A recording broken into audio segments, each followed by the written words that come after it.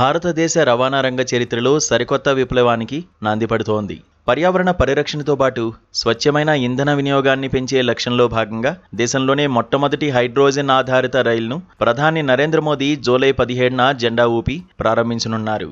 హర్యానాలోని జింద్, సోనీపత్ స్టేషన్ల మధ్య ఈ రైలు తన తొలి ప్రయాణాన్ని ప్రారంభించబోతోంది. పూర్తిగా కాలుష్యరహితమైన హైడ్రోజన్ ఫ్యూయల్ సెల్ టెక్నాలజీతో నడిచే ఈ రైలు మన దేశ రవాణా ముఖచిత్రాన్ని మార్చేయనుంది. పూర్తి స్వదేశీ సాంకేతికతతో పర్యావరణ అనుకూలంగా రూపొందించిన ఈ ప్రాజెక్ట్ భారతదేశపు green transport mission make in India ఆశయాలకు ఒక సమున్నతమైన మైలురాయిగా నిలుస్తుంది.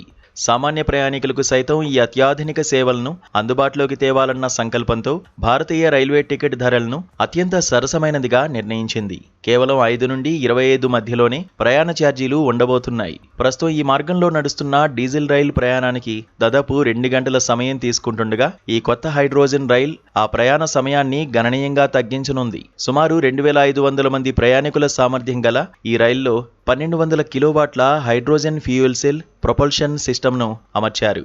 డీజిల్ లాంటి సాంప్రదాయ ఇంధనాలకు బదులుగా ఇందులో హైడ్రోజన్, ఆక్సిజన్ల కలయికతో జరిగే రసాయన ప్రక్రియ ద్వారా విద్యుత్తును ఉత్పత్తి చేస్తారు. ఈ మొత్తం ప్రక్రియలో ఎలాంటి విషవాయువులు, పొగ, కార్బన్ ఉద్గారాలు వెలువడవు. కేవలం ఆవిరి, వేడి మాత్రమే ఉప ఉత్పత్తిగా బయటకొస్తాయి. ఒక్కసారి హైడ్రోజన్ ట్యాంక్ నింపితే ఈ రైలు నిరంతరాయంగా 250 కిలోమీటర్ల దూరం వరకు ప్రయాణించగలదు. భద్రత విషయంలో భారతీయ రైల్వే ఎలాంటి రాజీ పడకుండా అత్యున్నత ప్రమాణాలను పాటించింది.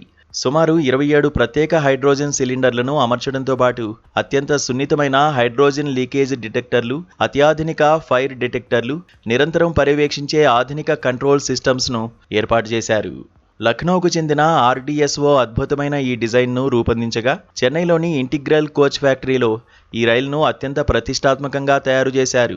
దాదాపు 89 కోట్ల రూపాయల భారీ అంచనా వ్యయంతో నిర్మించిన ఈ హైడ్రోజన్ రైలు పైలట్ ప్రాజెక్టు గనక విజయవంతమైతే రాబోయే రోజుల్లో దేశవ్యాప్తంగా మరిన్ని బిజీ మార్గాల్లో ఇలాంటి గ్రీన్ రైళ్లను ప్రవేశపెట్టేందుకు రైల్వే శాఖ ప్రణాళికలు సిద్ధం చేస్తోంది.